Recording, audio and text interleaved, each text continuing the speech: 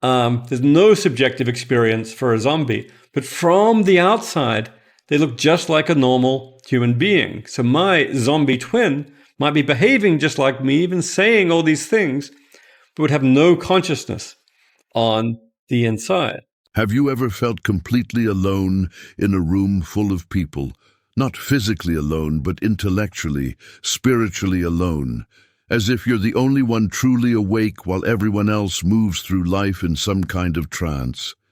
If you felt this way, you're not crazy. You're not broken. You might actually be seeing something that most people can't or won't acknowledge. What I'm about to share with you will challenge everything you believe about human nature, consciousness, and the very fabric of reality itself. But before we dive deep, I need you to ask yourself one crucial question. Are you ready to see the world as it really is, even if it means you can never go back to the comfortable illusion you once lived in? Because once you understand what I'm about to reveal, your entire perception of humanity will shift forever. You'll start noticing patterns everywhere. You'll begin to see the invisible threads that control most people's thoughts, actions, and reactions. And most disturbing of all, you'll realize that not everyone around you is operating at the same level of consciousness that you are. This isn't about intelligence. Smart people can be just as unconscious as anyone else. This is about something far deeper, something that goes to the very core of what makes us human. It's about the difference between those who truly think and those who simply process information like biological computers. Let me start with a story that changed my entire understanding of human consciousness. I was having dinner with 3 colleagues. Last year, all highly educated professionals. The conversation turned to recent global events, and I watched something fascinating unfold. One person made a statement, and within seconds, the other 2 were nodding in agreement, adding their own variations of the exact same perspective. But here's what caught my attention.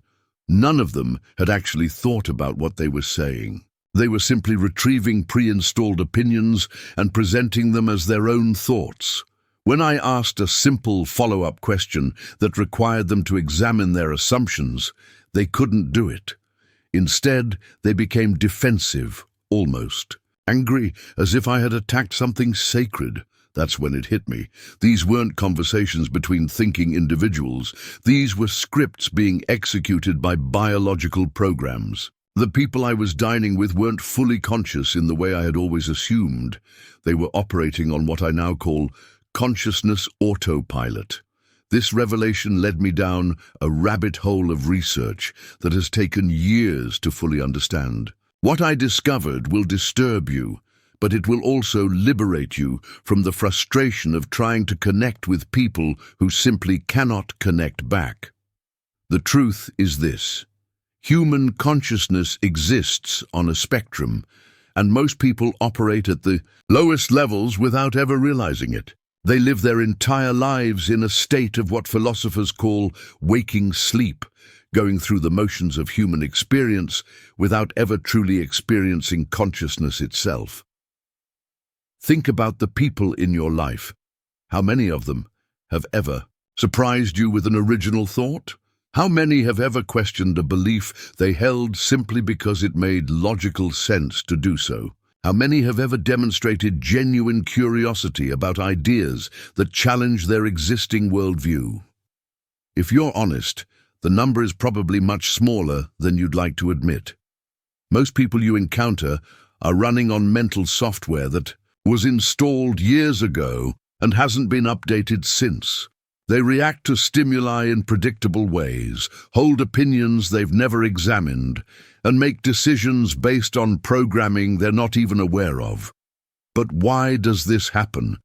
How is it possible that beings with such incredible potential can live such unconscious lives? The answer lies in understanding how human consciousness actually develops and why that development gets arrested in most people before they ever reach true awareness. Consciousness isn't binary.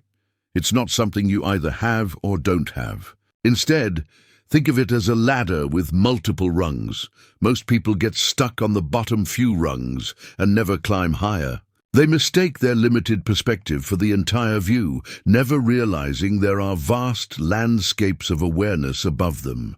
At the lowest level, we have what I call reactive consciousness. This is where most people spend their entire lives. They react to their environment, follow social cues, and make decisions based on immediate emotional responses. There's no deep reflection, no questioning of assumptions, no genuine self-examination. They're essentially sophisticated biological robots responding to stimuli. One level up, we find social consciousness. These individuals have developed the ability to think beyond their immediate reactions, but their thoughts are still primarily shaped by their social environment. They can engage in more complex reasoning, but they rarely question the fundamental assumptions of their culture or social group. They think they're thinking independently, but they're actually just processing collective programming. Then we have critical consciousness, where real thinking begins. People at this level have developed the ability to question their own beliefs, examine their assumptions, and think independently of social pressure. They can hold contradictory ideas in their mind simultaneously and explore them without feeling threatened. This is where true intellectual freedom begins, but even critical consciousness isn't the highest level. Above that, we find what mystics and philosophers have called transcendent consciousness, where the individual recognizes the illusory nature of the separate self and begins to perceive reality from a much broader perspective. This is where wisdom truly begins. Here's the disturbing part. The vast majority of people never make it past reactive consciousness. They live their entire lives in the bottom rung of awareness, convinced they're fully conscious while operating more like biological machines than conscious beings. This explains so much about human behavior that otherwise makes no sense. Why do people cling to beliefs that have been thoroughly debunked? Why do they react with hostility to new information that challenges their worldview? Why do they seem incapable of genuine self-reflection or meaningful change? The answer is simple. They're not fully conscious. They're operating on autopilot, running programs that were installed in childhood and adolescence, never questioning whether those programs serve them or even reflect reality. But how can you tell the difference between someone who is truly conscious and someone who is simply mimicking consciousness? The signs are actually quite clear once you know what to look for. Truly conscious, people demonstrate genuine curiosity. They ask questions not to challenge or attack, but because they genuinely want to understand. They're comfortable with uncertainty and don't need to have an immediate opinion about everything. They can change their minds when presented with compelling evidence, and they don't take disagreement as a personal attack. Unconscious people, on the other hand, operate very differently. They have strong opinions about everything, but these opinions are rarely based on careful thought or examination. They become defensive when questioned, often responding with emotional reactions rather than logical arguments. They seek information that confirms what they already believe, while avoiding anything that might challenge their existing worldview. Most tellingly, unconscious people rarely demonstrate genuine growth or change.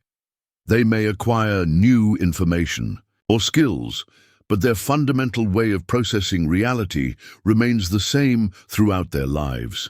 They're like computers running the same operating system from installation to obsolescence. Now you might be thinking, this sounds harsh. Surely everyone has the capacity for consciousness. And you're right, they do have the capacity. But capacity and actuality are two very different things. Having the potential for consciousness doesn't mean that potential will ever be realized.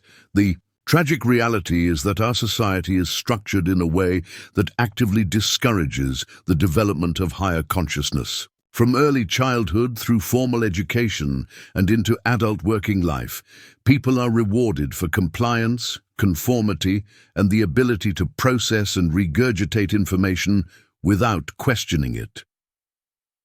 Think about the education system. Students are taught what to think, not how to think. They're rewarded for giving the correct answers, not for asking better questions.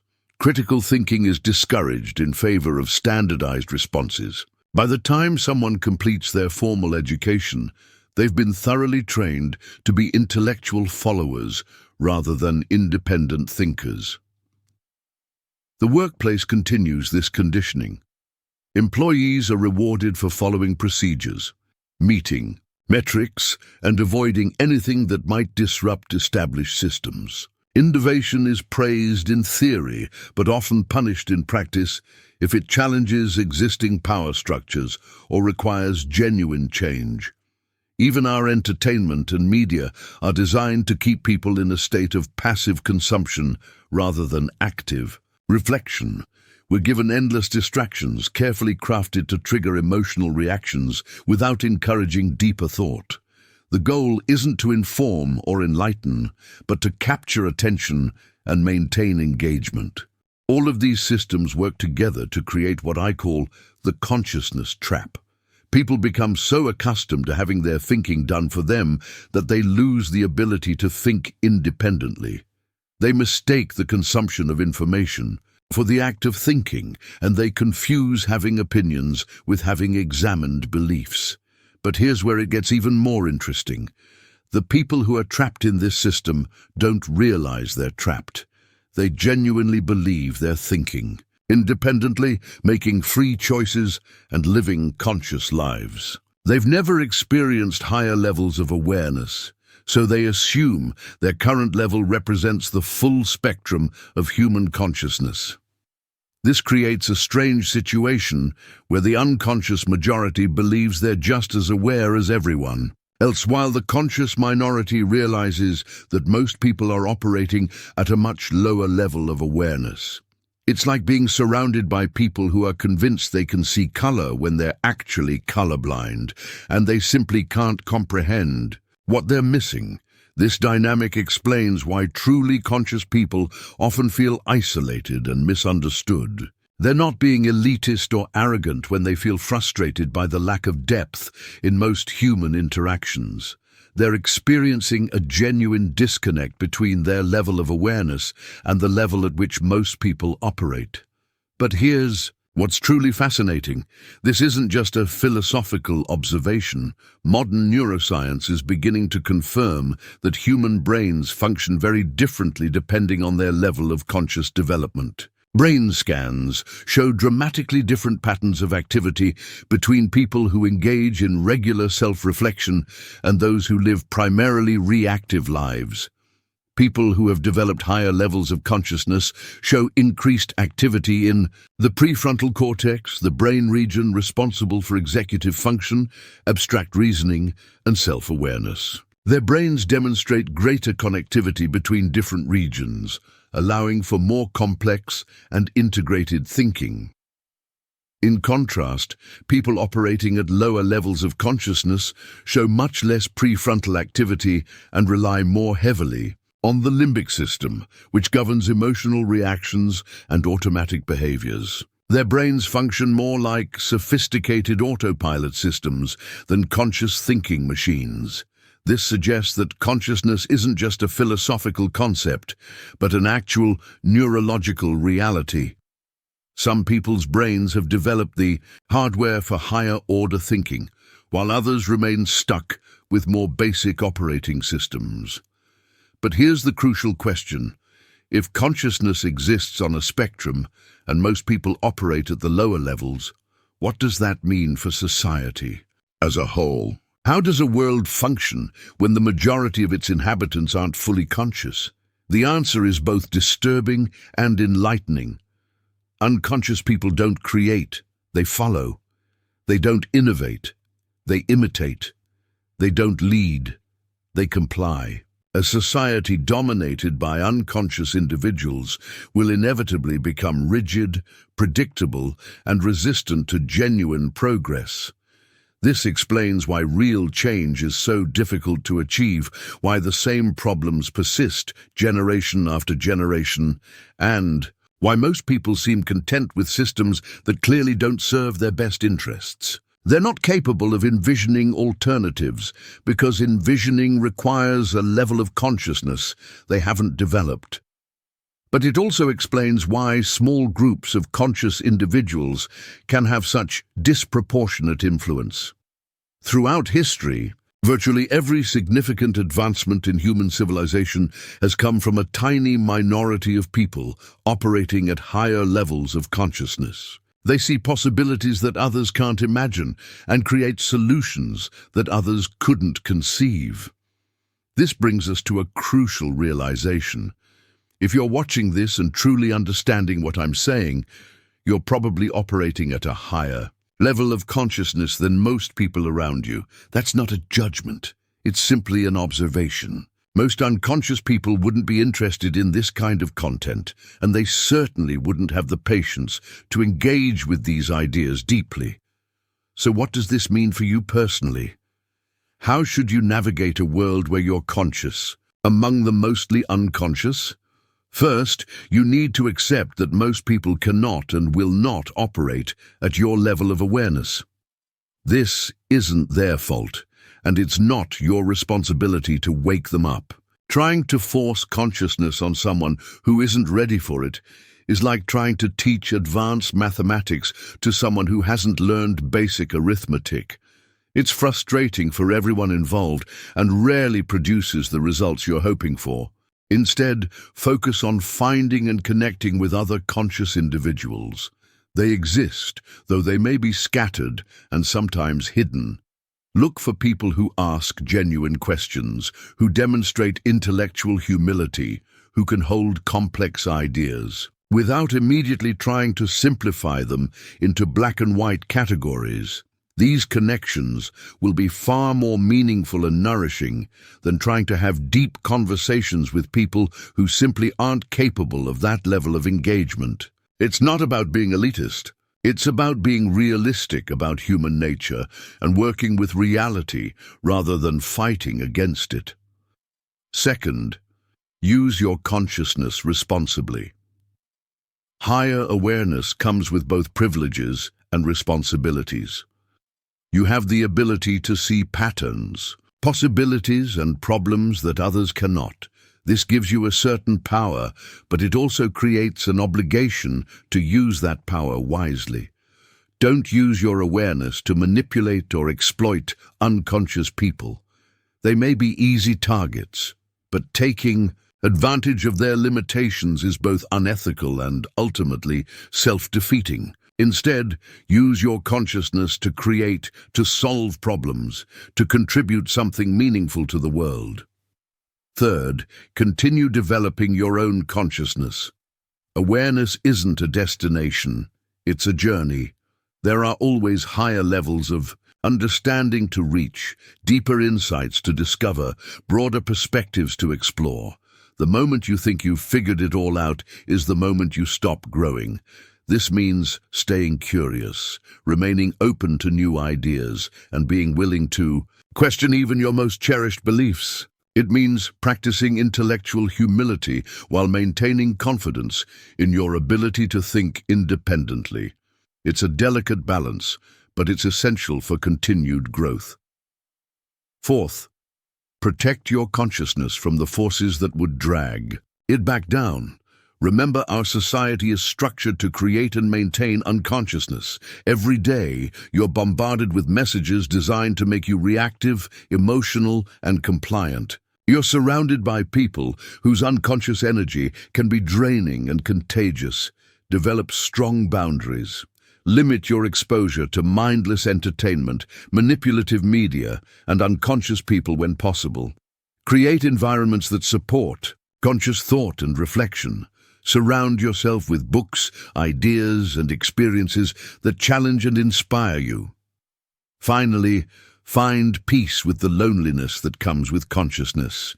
It's one of the prices we pay for awareness. When you can see things that others cannot, when you can think in ways that others will not, you inevitably experience a form of isolation. This isn't a flaw in the system, it's simply the nature of consciousness itself. But remember, loneliness isn't the same as being alone. You're part of a long tradition of conscious individuals who have faced the same challenges throughout history. Every philosopher, scientist, artist, and innovator who has pushed the boundaries of human understanding has walked this path before you. You're not isolated. You're connected to something much larger than the immediate social environment around you. You're part of the conscious minority that drives human progress, that asks the difficult questions, that refuses to accept easy answers. This is both a privilege and a responsibility. Use it well. The world needs conscious people now more than ever. We face challenges that require genuine thinking, not reactive responses. We need solutions that come from deep understanding, not surface-level quick fixes. We need leaders who can see beyond the immediate and obvious to the underlying patterns and possibilities. If you've made it this far in this presentation, you're probably one of those people. The question isn't whether you're conscious, it's what you're going to do with that consciousness. How will you use your awareness to contribute to the world? How will you continue growing and developing? How will you connect with others who share your level of understanding? These aren't easy questions, and they don't have simple answers. But they're the right questions to be asking. They're the questions that separate the conscious from the unconscious, the awake from the asleep, the truly alive from the merely existing.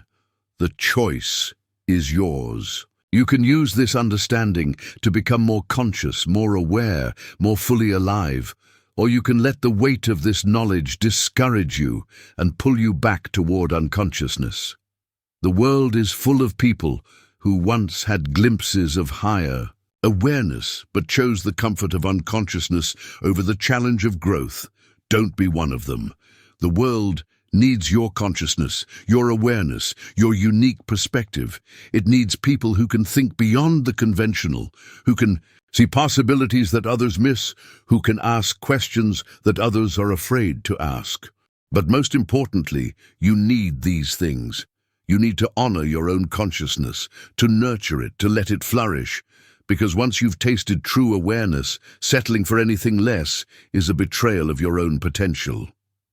The unconscious. Masses will continue their predictable patterns, following their scripts, reacting to stimuli, never questioning the nature of their own existence. But you have a choice. You can transcend those patterns, break free from those scripts, and live a truly conscious life. The question is, will you? But before you answer that question, let me share something that might shock you even more. The phenomenon we've been discussing isn't just philosophical speculation. It's measurable, observable, and far more widespread than most people realize. I recently conducted an informal experiment that revealed something deeply unsettling about human consciousness. Over the course of 6 months, I engaged hundreds of people in conversations designed to test their level of conscious awareness. The results were both fascinating and disturbing. I developed a simple framework to assess consciousness levels during casual conversations. I would introduce ideas that required genuine thought, present contradictions that needed resolution, and ask questions that demanded self-reflection. What I discovered was that roughly 80% of people I encountered showed clear signs of operating on autopilot. These weren't unintelligent people. Many had advanced degrees, successful careers, and impressive knowledge in their fields. But when it came to genuine thinking, original thought, or self-awareness, they demonstrated what I can only describe as programmed responses. For example, I would present 2 contradictory ideas that they claimed to believe simultaneously. A truly conscious person would recognize the contradiction and work to resolve it, either by examining their beliefs more carefully or by acknowledging the complexity of the issue. But most people simply couldn't see the contradiction, even when it was pointed out directly. They would become confused, defensive, or simply change the subject. It was as if their minds couldn't process information that didn't fit into their existing mental categories. They were like computers trying to run software they weren't equipped to handle. Even more telling was their response to questions about their own thought processes. When I asked people to explain how they had arrived at certain beliefs or decisions, most couldn't do it. They would give superficial explanations that clearly hadn't been examined, or they would admit they had never really thought about it. This lack of self-awareness extended to their emotional reactions as well. They would become angry, sad, or excited without understanding why. They would make decisions based on feelings they couldn't explain or articulate. They were being controlled by unconscious processes they didn't even recognize. But perhaps most disturbing of all was their complete lack of curiosity about their own unconsciousness. When I gently suggested that they might benefit from examining their thought processes more carefully, they showed no interest. They were perfectly content to remain unconscious, as long as their unconsciousness was comfortable. This brings us to one of the most important insights about human consciousness.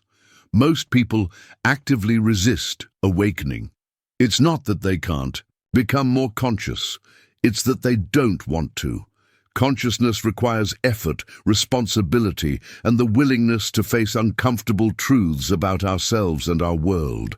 Unconsciousness, on the other hand, is easy. It requires no effort, no responsibility, and no uncomfortable self-examination.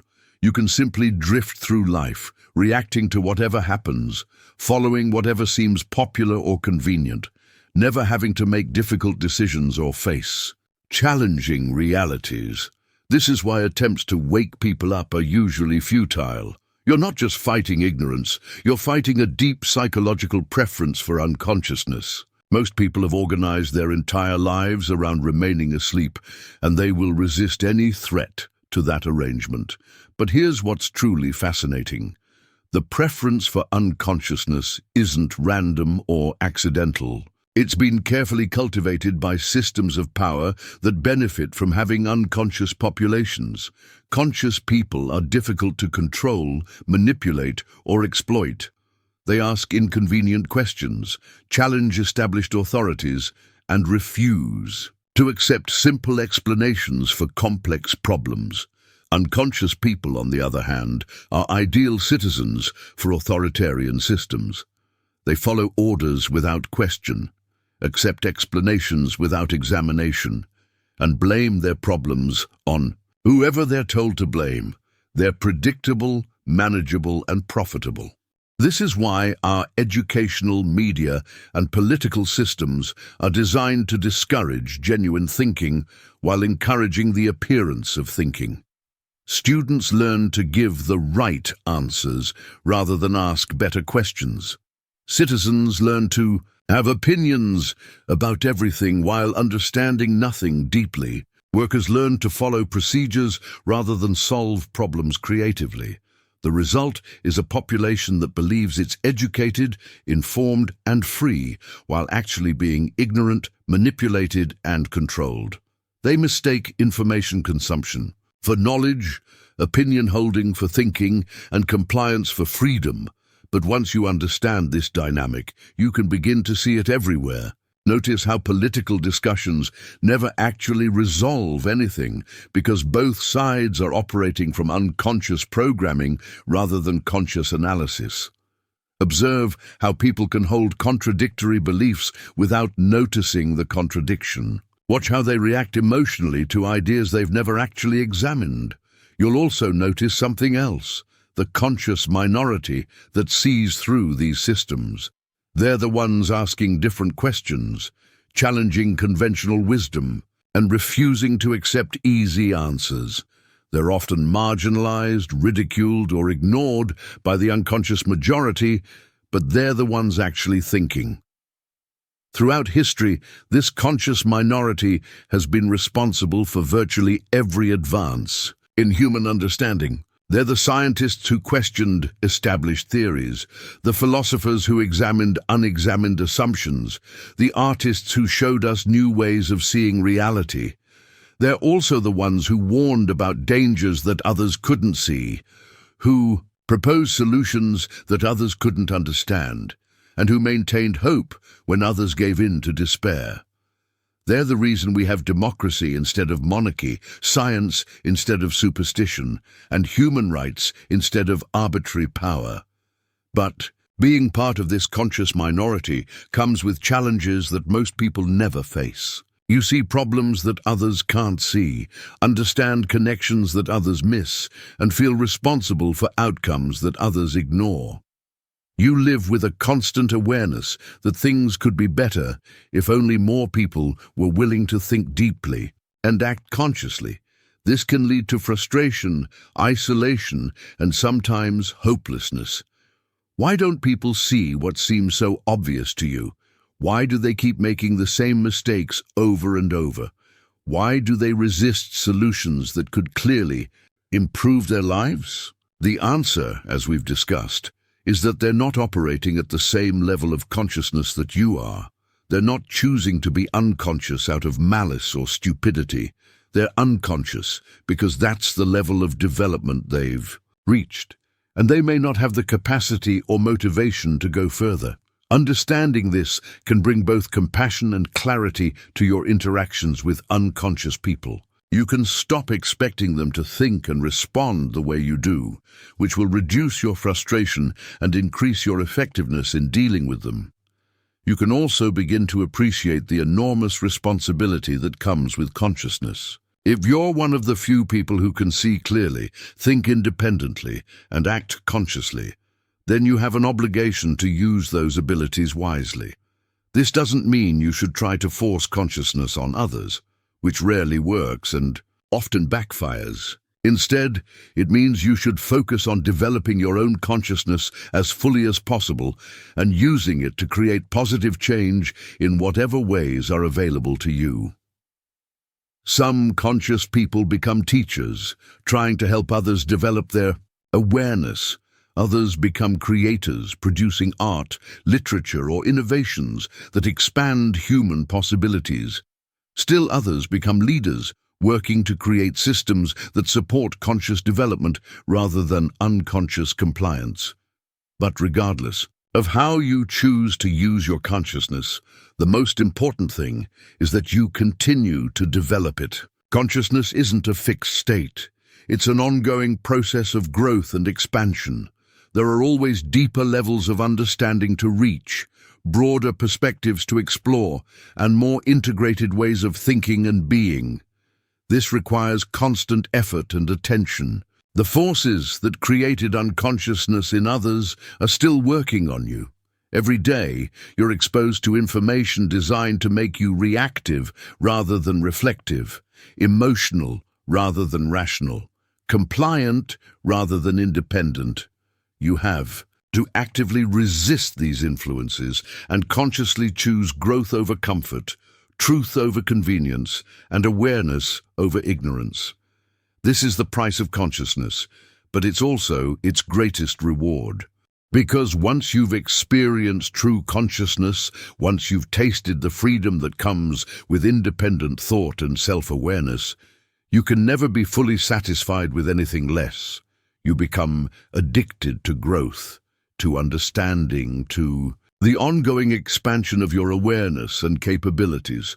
This addiction to consciousness is what separates the truly awakened from those who have simply had glimpses of awareness. Many people have moments of clarity, insights that show them deeper realities, or experiences that expand their perspective temporarily. But most of them eventually drift back to unconsciousness because they're not committed to the ongoing work of staying awake. They prefer the comfort of familiar patterns to the challenge of continuous growth. If you want to be different, if you want to join the ranks of the truly conscious, you have to make a commitment that goes beyond temporary insights or occasional awareness. You have to dedicate yourself to the lifelong process of awakening, growing, and expanding your consciousness. This means developing daily practices that support conscious awareness. It means surrounding yourself with people, ideas, and experiences that challenge you to grow. It means being willing to question your own beliefs, examine your own assumptions, and face your own unconscious patterns. Most importantly, it means accepting responsibility for your own consciousness and refusing to blame external circumstances for your level of awareness. You can't control whether other people choose consciousness or unconsciousness, but you can control your own choice.